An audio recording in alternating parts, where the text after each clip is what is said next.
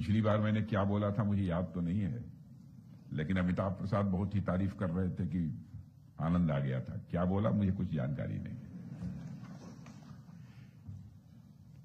लेकिन आप जानते हैं कि भोजन और भाषण ये बराबर ठीक नहीं हुआ करता है, इस बात की गारंटी नहीं होती। इसलिए बहुत आशान्वित मत होइएगा कि यदि पिछली बार ऐसा बोला था तो इस बार भी वैसा ही बोलेंगे। साथियों, armed forces headquarters civilian service day के अवसर पर मैं आप सभी अधिकारियों को और जितने भी हमारे अन्य ऑफिशियल्स हैं, जितने भी हमारे कर्मचारी मित्र हैं, सभी मित्रों को मैं अपनी तरफ से हार्दिक शुभकामनाएं देता हूं। और आज जिन लोगों को ब्लेजर अवार्ड तथा कल्याणी मेरिटोरियस अवार्ड दिया गया है, मैं उन सबको भी बधाई भी देता हूं और साथ ही अपनी हार्दिक शुभकामनाएं भी देता हूं। साथियों, मेरा हमेशा यह प्रयास रहता है कि महत्वपूर्ण संस्थानों की स्थापना अथवा अन्य इस प्रकार के कोई विशेष दिवस रहा करें तो मैं निश्चित रूप से उन कार्यक्रमों में भाग लेने के लिए जाऊं, लोगों से मिलूं, लोगों से संवाद स्थापित करूं। खासतौर पर यदि वह संस्थान रक्षा क्षेत्र से जुड़ा हुआ हो तो स्वाभाविक रूप से हमारी दिलचस्पी भी बढ़ जाती है, क्योंकि दिलचस्पी इसलिए भी बढ़ती है कि मैं जानता हूं कि हमारी रेस्पॉन्सिबिलिटी है, यह हमारी रेस्पॉन्सिबिलिटी का विषय है। लेकिन इससे भी बड़ी बात यह है कि ऐसे महत्वपूर्ण अवसरों पर मुझे अपने उन साथियों से मिलने का अवसर मिलता है जो भारत के रक्षा क्षेत्र में विकास के लिए कार्य कर रहे हैं। साथियों, आज का यह celebration armed forces headquarter civilian services की अब तक की यात्रा को मैं यदि कहूं कि जीवंत बना रहा है तो यह कहना भी एग्जैगरेशन नहीं होगा, क्योंकि आप सभी को मैं जो देख रहा हूं, आपके चेहरे को, आपके अंदर एक जीवंतता मुझे देखने को मिल रही है। लगभग 8 दशकों से भी ज्यादा समय से यहां के अधिकारी, यहां के कर्मचारी हमारी आर्म्ड फोर्सेस के मजबूती के लिए काम कर रहे हैं। बहुत बड़ा आपका कंट्रीब्यूशन है।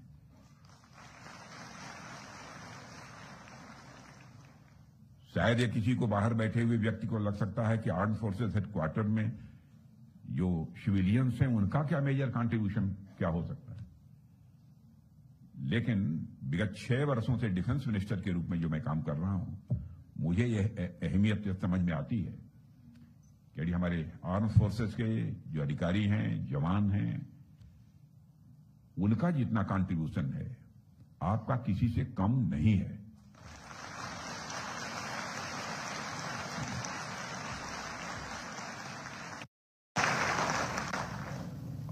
और कम से कम एक दिन मुझे ऐसा प्राप्त हुआ है ताकि मैं आपके कामकाज को भी एक्नॉलेज कर सकूं, यह मेरा सौभाग्य है। और आज के दिन को मैं सिर्फ सेलिब्रेशन के दिन नहीं, हमको नहीं समझना चाहिए, बल्कि ये एक रिफ्लेक्शन का दिन है और साथ ही साथ इंट्रोस्पेक्शन का भी दिन है। आपके भी इंट्रोस्पेक्शन का दिन है कि भविष्य में और क्या कुछ अधिक कर सकते हैं। साथियों, आमतौर पर जब भी देश की रक्षा अथवा सुरक्षा की बात होती है तो स्वाभाविक रूप से हर व्यक्ति के जहन में वर्दीधारी सैनिक आता है, क्योंकि रक्षा जहां जुड़ा है, सुरक्षा जहां यह शब्द लगा हुआ है, तो स्वाभाविक रूप से जहन में वर्दीधारी सैनिक की याद आएगी। और यह बिल्कुल सामान्य सी बात है, क्योंकि हमारे वर्दीधारी सैनिक सीमाओं पर खड़े होकर देश की रक्षा करते हैं, देश के मान, सम्मान, स्वाभिमान की रक्षा करते हैं।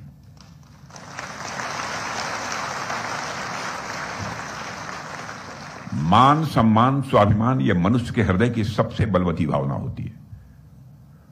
मनुष्य जीवन में हर चीज से समझौता कर सकता है, लेकिन अपने मान, सम्मान, स्वाभिमान से किसी भी सूरत में समझौता नहीं कर सकता है। इसलिए हम सब देश की रक्षा सुरक्षा को स्वाभाविक रूप से उनसे जोड़कर देखते हैं, लेकिन यदि इसे और भी व्यापक तरीके से देखा जाए तो किसी भी सैन्य शक्ति के पीछे अच्छा परफॉर्मेंस करता है तो उसकी परफॉर्मेंस के पीछे उसकी भूमिका के साथ साथ उसके परिवार के लोग, उसके कोच और उसकी जो पूरी टीम होती है, उसका भी बहुत ही इंपॉर्टेंट रोल होता है, बहुत इंपॉर्टेंट रोल होता है। और ठीक इसी तरह हमारी सेनाओं की मजबूती में भी मैं कह सकता हूं कि हमारे जो सिविलियंस हैं, इनका कंट्रीब्यूशन होता है।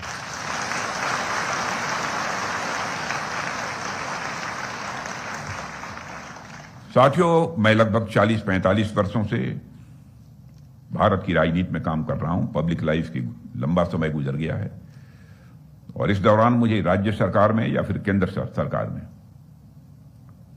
शायद ही ऐसी कोई महत्वपूर्ण जिम्मेदारी शेष बची हो जिसका कि निर्वाह मैंने न किया हो।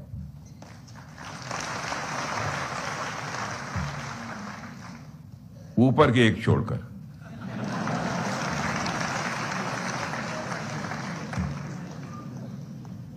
और इस व्यापक अनुभव के बाद जब मुझे रक्षा मंत्रालय का दायित्व सौंपा गया है, तो सचमुच मैं कह सकता हूं कि मुझे अत्यंत यहां आकर, पहले तो नहीं लेकिन यहां आकर मुझे बहुत ही आनंद की अनुभूति हुई है, बहुत ही आनंद की अनुभूति। हमारे आर्म्ड फोर्सेस के अफसर्स, जवानों से मिलकर मुझे जो तसल्ली मिलती है, आप जैसे लोगों से मिलकर जो एक अनुकूल संवेदना, यानी इसे कहा सुखद अनुभूति होती है, मैं उसको शब्दों में बयान नहीं कर सकता। मुझे बहुत आनंद आता है।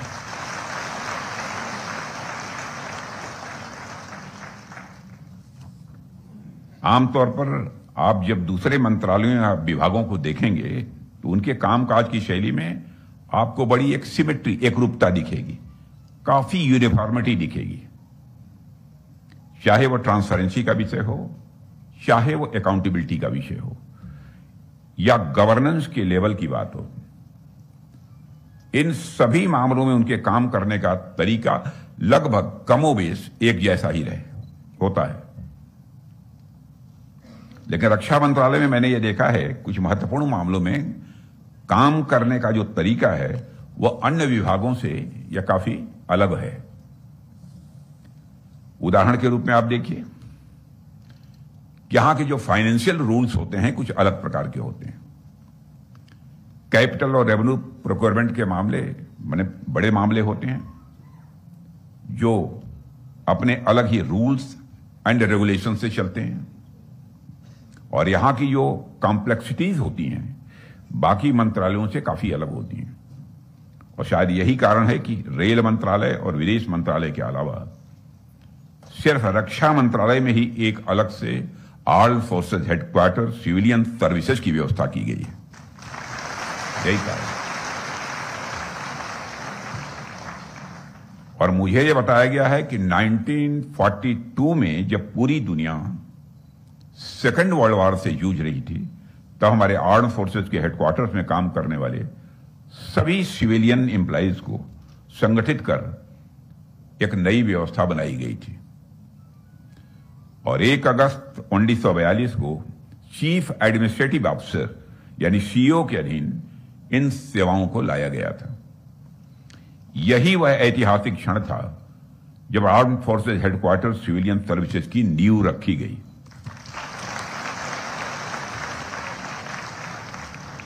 और उसके बाद तो 1960 व 70 के डिकेड्स में जब देश को कई युद्धों का सामना करना पड़ा, तब इन सेवाओं को और भी मजबूत और विस्तृत किया गया।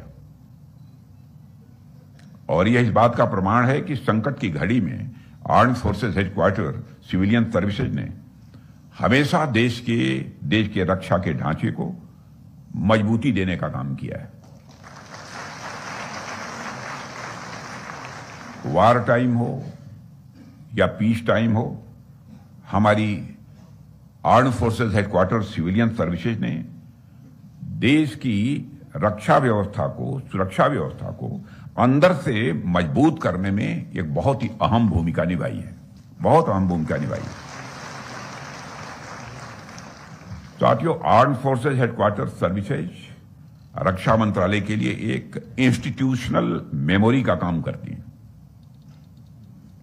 जो यहां के एडमिनिस्ट्रेशन में कंसिस्टेंसी, डोमेन एक्सपर्टीज और यूनिफॉर्मिटी प्रदान करता है। आप सबका योगदान सिर्फ पॉलिसी कंटिन्यूटी की दिशा में ही महत्वपूर्ण नहीं है, बल्कि इसके साथ साथ आप लोग सिविल मिलिट्री सिनर्जी को स्थापित करने की दृष्टि से भी बहुत, यदि मैं कहूं कि प्रमुख भूमिका का, प्रमुख कड़ी का निर्वाह करते हैं, तो यह कहना भी अतिशयोक्तिपूर्ण नहीं होगा।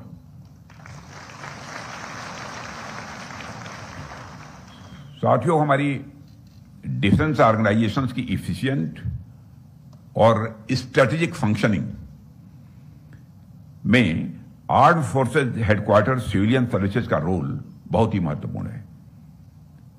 हमारे आर्म्ड फोर्सेज हेडक्वार्टर के सिविल ऑफिसर्स केवल फाइल वर्क तक ही सीमित नहीं है, बल्कि वे हमारी मिलिट्री स्ट्रेंथ को अपनी एडमिनिस्ट्रेटिव एफिशिएंसी, टेक्निकल एक्सपर्टीज और पॉलिसी कंटिन्यूटी के जरिए और मजबूत बनाते हैं।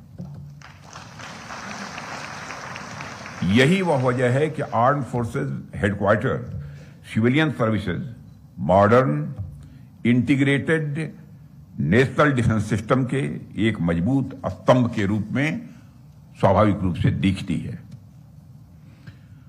साथियों, मुझे याद है कि पिछले साल आपके स्थापना दिवस पर मैंने कहा था कि डिपार्टमेंट ऑफ डिफेंस को इस बात पर विचार करना चाहिए कि armed forces headquarter civilian services के पर्सनल को command level, service headquarters level और मिनिस्ट्री ऑफ डिफेंस लेवल पर और बेहतर तरीके से कैसे यूटिलाइज किया जा सकता है। क्या मैंने पिछली बार कहा था, मैं एमओडी के सीनियर अफसर से भी कहना चाहूंगा कि आप सिविल और मिलिट्री पर्सनल के बीच बेहतर सिनर्जी को और अधिक बढ़ाने पर बल दें और इस दिशा में मिलकर सोचें कि armed forces headquarter civilian services को और ज्यादा कंट्रीब्यूट करने के अवसर कैसे दिए जा सकते हैं।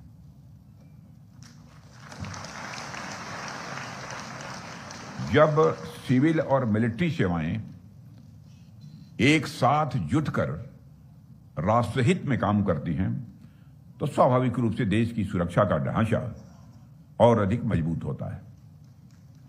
यही हमारा संकल्प भी होना चाहिए, मैं मानता हूं, यही हमारा संकल्प होना चाहिए। और साथियों, सिविल मिलिट्री सिनर्जी का महत्व तो आज के समय में इसलिए भी बढ़ गया है क्योंकि आज की दुनिया बड़ी अनसर्टेन, अनिश्चित सी हो गई है। आज हम यह अनुमान नहीं लगा सकते कि दुनिया के जिन इलाकों में आज शांति है, वह भविष्य में कभी वहां तनाव नहीं होगा अथवा कल अशांति नहीं होगी। इसका अनुमान नहीं लगाया जा सकता। आप खुद ही सोचिए, आज से 3-4 महीने पहले हमने कहां सोचा था कि हमें कभी ऑपरेशन सिंदूर भी इतनी जल्दी करना पड़ेगा। इतना तो मैंने बराबर कहा था, हमारे जब भी चीफ बैठते थे कि हमको हर समय तैयार रहना चाहिए। और हमारे शास्त्रों में कहा गया है, तैयारी जब भी करनी चाहिए, शांति काल हो तो उसी में युद्ध की तैयारी करनी चाहिए।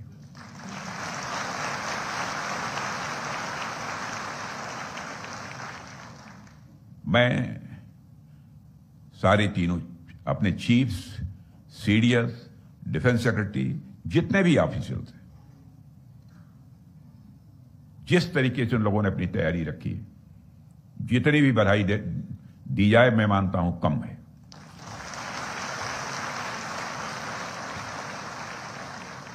क्योंकि मुझे याद है कि 22 तारीख को जब पहलगाम का यह कांड हुआ था, तो 23 को ही हम लोग बैठे थे, सारे chiefs, CDS, defence secretary, NSA. बैठते ही मैंने पहला सवाल किया था, क्या हम किसी मेजर ऑपरेशन के लिए तैयार हैं? मित्रों, मैं एग्जैगरेट नहीं कर रहा हूं, बढ़ाकर नहीं कर रहा हूं। सारे लोगों ने एक स्वर में कहा, हम तैयार हैं और इसी समय की कार्रवाई करनी है।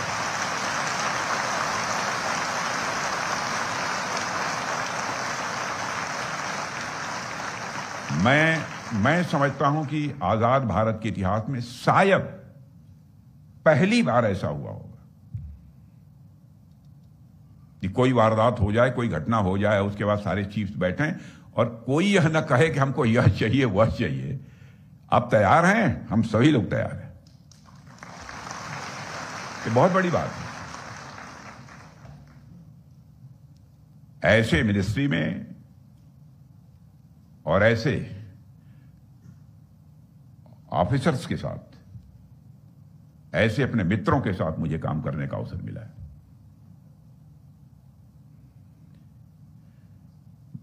साथियों, पहले तो हमने सोचा नहीं था कि युद्ध जैसी परिस्थितियां हमारे दरवाजे पर आकर एकाएक खड़ी हो जाएंगी। सोचा नहीं था, फिर भी तैयारी थी। और आश्वस्त रहिए,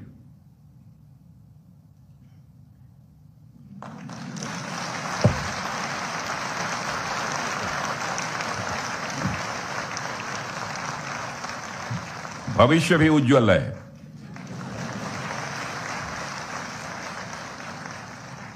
साथियों, सच्चाई है कि आज की दुनिया इस अनप्रेडिक्टेबिलिटी पर, आज की दुनिया की अनप्रेडिक्टेबिलिटी पर हमारा कोई कंट्रोल नहीं है, और हमारा कंट्रोल बस हमारी तैयारियों पर ही है।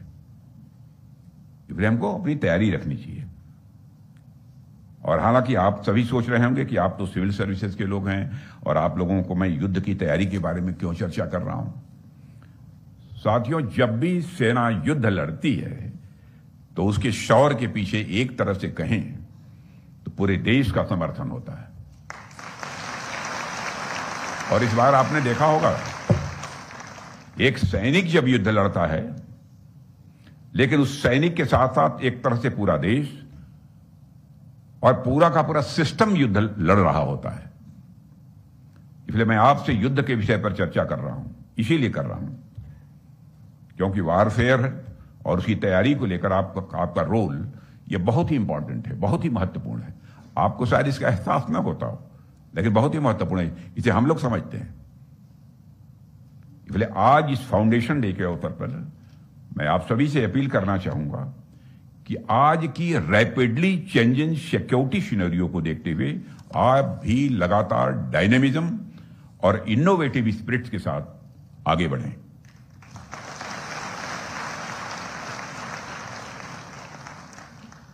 और मुझे पता है कि आप सब परिश्रम करते हैं, मेहनत करते हैं, और यह भी मुझे मालूम है कि आप सबके अंदर एक स्ट्रांग विल पावर भी है। और मैं आपसे बस यही कहना चाहता हूं कि बदलते समय को ध्यान में रखते हुए और बदलती हुई जरूरतों के अनुसार खुद को लगातार स्वयं को भी इंप्रूव करने की जरूरत है, इसकी भी चिंता की जानी चाहिए। क्योंकि अभी जिस स्थिति में पूरी दुनिया है उसमें हम जरा सी भी लापरवाही या जरा से भी गलती करेंगे तो उसके परिणाम ठीक नहीं होंगे। इसलिए गलती अथवा लापरवाही की कहीं पर गुंजाइश शेष नहीं बचती है। ऑपरेशन सिंदूर के दौरान हमने देखा कि किस तरह से आपने भी हमारी सेना को बैकएंड सपोर्ट दिया था।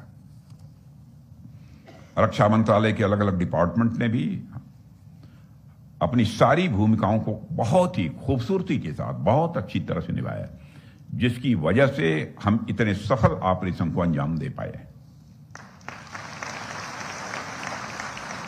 सफल ऑपरेशन इसलिए कह रहा हूं कि आप कल्पना कर सकते हैं, जो टारगेट्स तय किया था उस टारगेट को हिट करने में, जैसा हिट करना चाहते थे वैसा हिट करने में हमारी सेना ने कामयाबी हासिल की। साथियों, आपका कार्यालय आर्म्ड फोर्सेस के ऑफिसर्स को रेजिडेंशियल मैरिड एकोमोडेशन उपलब्ध कराने की दिशा में जो जिम्मेदारी निभा रहा है वास्तव में सराहनीय है, लेकिन उसमें थोड़ी देर हो रही है और तेजी लाने की जरूरत है। और मुझे यह जानकर बड़ी प्रसन्नता हुई है कि आप इस पूरी प्रक्रिया को और अधिक सरल, तेज और पारदर्शी बनाने के लिए भी इंटरनेट एकोमोडेशन मैनेजमेंट सिस्टम प्रारंभ करने जा रहे हैं। यह सच है? या ऐसे ही लोगों ने ब्रीफिंग कर दी है? यह स्वाभाविक है कि जब armed forces headquarter pool system में डिजिटल रजिस्ट्रेशन और ऑनलाइन अलॉटमेंट की सुविधा उपलब्ध होगी तो ऑफिसर्स को उससे काफी आसानी होगी, काफी सहूलियत मिलेगी। और मैं यहां एडमिनिस्ट्रेटिव हेड और उनकी पूरी टीम को विशेष रूप से बधाई देना चाहूंगा। आपने अपनी पूरी प्रशासनिक जिम्मेदारी को निभाते हुए और उसे भविष्य की जरूरतों के अनुरूप ढालने का साहस भी दिखाया है, उसकी मैं सराहना करता हूं। और साथियों, मुझे यह जानकर बेहद संतोष हुआ है कि आपका एडमिनिस्ट्रेटिव सिस्टम निरंतर डिजिटलाइज किया जा रहा है ताकि एक्सेसिबिलिटी और ट्रांसपेरेंसी को नई ऊंचाइयों तक ले जाया जा सके।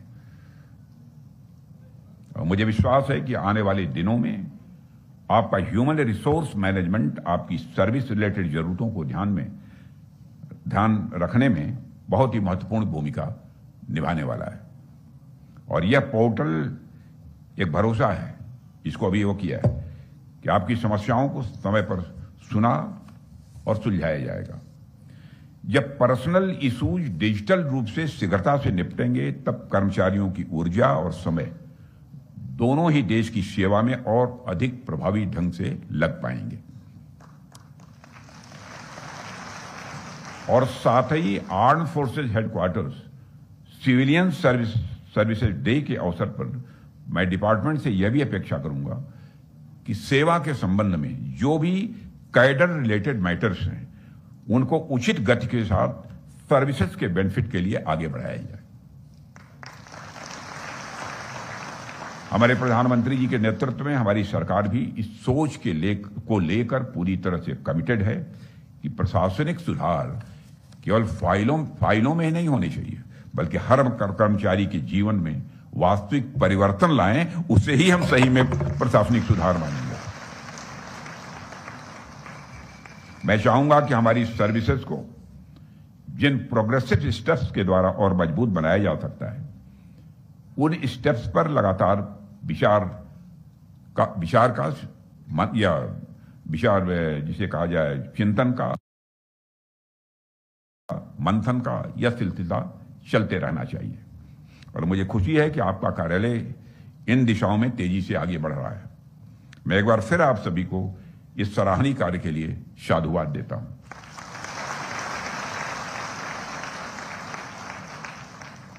साथियों, यहां मैं एक और विशेष बात पर जोर देना चाहूंगा। मेरा मानना है कि ह्यूमन कैपेसिटी डेवलपमेंट एक अत्यंत उम्मीदों और संभावनाओं वाला क्षेत्र है। चाहे वो आपकी सर्विस हो या फिर कोई और भी सर्विस हो, उसमें ट्रेनिंग एंड कैपेबिलिटी डेवलपमेंट द्वारा लगातार बेहतरी लाने की संभावनाएं हर समय बनी रहती हैं। ट्रेनिंग एक ऐसा टूल है जिसके अंतर्गत देश विदेश में हो रहे बेहतरीन प्रैक्टिसेस को हम समझ सकते हैं और उन्हें हम अपना सकते हैं। आप डिफेंस के परमानेंट सिविल सर्विस में हैं, इसलिए मैं चाहूंगा कि दूसरे देशों में आपके काउंटर पार्ट्स जो बेस्ट प्रैक्टिसेस अपना रहे हैं आप उनकी भी स्टडी करें।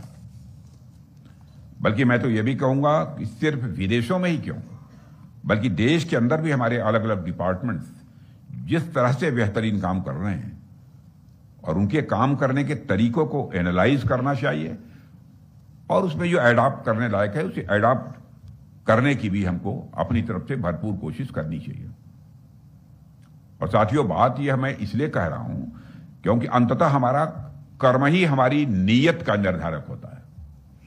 हमारा कर्म ही हमारी नीयत, हमारी डेस्टिनी बनाता है, उसका निर्धारण करता है। हम जैसा कार्य करते हैं वैसा ही हमारे संगठन का भी चरित्र बनता है और उसी आधार पर हमको मान सम्मान अन्य लोगों के द्वारा प्राप्त होता है। यह केवल किसी कार्यालय या किसी संस्था पर लागू नहीं होता बल्कि राष्ट्र निर्माण में भी यह सिद्धांत मैं मानता हूं उतना ही सच है। जब कर्म उत्कृष्ट होंगे तो परिणाम स्वतः उत्कृष्ट होंगे, इसमें कहीं दो मत नहीं है। आप जानते हैं कि शेर को कभी जंगल का राजा बनने के लिए राज्याभिषेक की आवश्यकता नहीं होती है। शेर को जंगल का राजा बनने के लिए राज्याभिषेक की आवश्यकता नहीं होती है। उसका आचरण, उसका साहस, उसकी क्षमताएं स्वाभाविक रूप से वह स्थान दिला देती हैं कि सब लोग उसका सम्मान करते हैं। अलग करते हैं लेकिन डर से ही है। यही बात हमारे संगठन और हमारी सेवाओं पर भी लागू होती है। किसी पदवी या किसी उपाधि से अधिक महत्वपूर्ण हमारे कार्य और हमारे व्यवहार हैं। कार्य और व्यवहार, कार्य की भी अहमियत है, लेकिन कार्य से व्यवहार की अहमियत कम नहीं है। कार्य बहुत अच्छा करते हैं, व्यवहार आपका ठीक नहीं है, सब बेकार है। कार्य और व्यवहार दोनों ठीक होने चाहिए।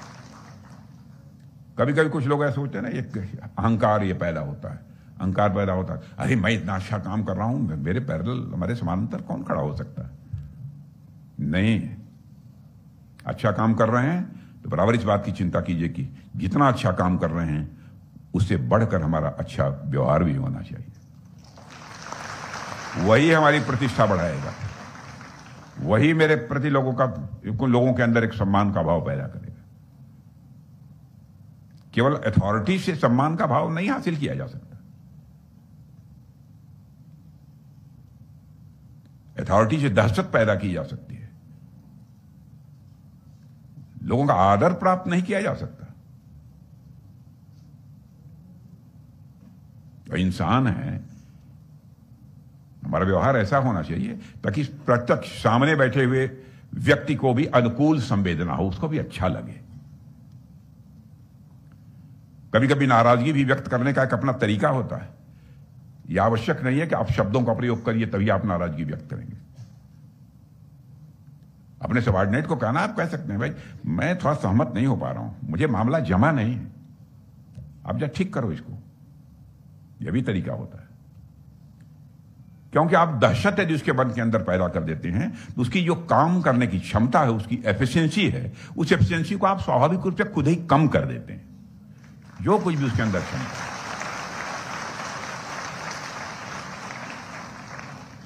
मेरे साथियों, आज का युग तेजी से बदल रहा है। नई टेक्नोलॉजी, नए चैलेंजेज और बदलते वैश्विक परिदृश्य में यह सब तारे हमें यह संकेत दे रहे हैं कि ट्रेनिंग केवल औपचारिक प्रक्रिया नहीं होनी चाहिए, बल्कि एक निरंतर चलने वाला विकास का एक चक्र होना चाहिए। स्किल अपग्रेडेशन, एथिकल ओरिएंटेशन और बिहेवियरल एक्सेलेंस, इन सभी को ट्रेनिंग के अभिन्न हिस्सों के रूप में जोड़ना, मैं समझता हूं कि यह समय की मांग इस समय की नहीं है, सदैव यह समय की मांग रहती है। बहुत बार हम सब यह सोचते हैं कि आने वाला कल कैसा होगा। हम भविष्य की योजनाएं बनाते हैं और उसके बारे में अनुमान लगाते हैं, लेकिन मुझे एक बात कहने में कोई संकोच नहीं है कि भविष्य केवल अनुमान से नहीं बनता, भविष्य हमारे कर्मों से बनता है। केवल अनुमान से नहीं कि भविष्य कैसा होगा, ये होगा, वो होगा। और मुझे एक कोट याद आ रहा है, the best way to predict the future is to create it. The best way to predict the future is to create it. यानी फ्यूचर को प्रेडिक्ट करने का सबसे अच्छा तरीका यह है कि आप उसे अपने हाथों से गढ़ें, भविष्य अपने हाथों से गढ़ें। हम आज जो संकल्प लेंगे, जो भी हम नीतियां बनाएंगे, जो कर्म करेंगे, वही आने वाले समय में भारत की तस्वीर गढ़ेगी। बदलते समय के साथ स्वयं को बदलना, स्वयं को बदलने की कला यह हमारे पास होनी चाहिए। समय बदलने के साथ खुद को भी बदलने की जरूरत रहती है। आज के समय में किसी भी व्यक्ति को खुद को 9 to 5 के जॉब टाइम से जोड़कर कभी नहीं देखना चाहिए। दुनिया जितनी तेजी से बदल रही है, उस गति से खुद को बदलने के लिए हमें समय की बाध्यता से परे जाकर मेहनत करते रहने की आवश्यकता है। हम जितना ज्यादा मेहनत करेंगे, उसी अनुपात में हमारा स्किल भी बढ़ेगा, संस्था की साख भी बढ़ेगी और अल्टीमेटली जिस राष्ट्र के लिए, जिस देश के लिए हम काम कर रहे हैं, उस देश का विकास भी होगा, उसका भी मस्तक ऊंचा होगा। इसलिए मैं आप सभी से यह भी कहना चाहूंगा कि हम अपने ट्रेनिंग कंपोनेंट्स को केवल तकनीकी दक्षता तक सीमित न रखें, बल्कि उनमें वह वैल्यू ओरिएंटेशन भी शामिल करें जो हमारे कर्मों को राष्ट्रहित के साथ जोड़ सके। जब हमारे कर्म महान होंगे तब नीयत भी महान बनेगी, और जब नीयत महान होगी तब संगठन, राष्ट्र दोनों ही ऊंचाइयों को छुएंगे, इसमें कहीं दो मत नहीं है। यही वह सोच है जो आर्म्ड फोर्सेस हेडक्वार्टर को एक प्रशासनिक ढांचे के साथ साथ एक मूल्य आधारित, वैल्यू बेस्ड इंस्टीट्यूशन भी बनाएगी, मूल्य आधारित संस्था बनाएगी। यही सोच, इसलिए हम सबको मिलकर इस दिशा में और आगे बढ़ने की जरूरत है, काम करने की जरूरत है। इस संकल्प को लेने के लिए और इस विजन को अपनाने के लिए आज के दिन से बेहतर और अवसर कोई दूसरा नहीं हो सकता। आपने मुझे इस कार्यक्रम में आमंत्रित किया शामिल होने के लिए, इसके लिए मैं आप सभी का आभार व्यक्त करता हूं। और इन शब्दों के साथ मैं एक बार फिर से आप सभी को armed forces headquarter civilian services day पर ढेर सारी बधाइयां देता हूं, और मैं परमात्मा से इस संस्थान के उज्जवल भविष्य की कामना करते हुए अपना निवेदन समाप्त करता हूं।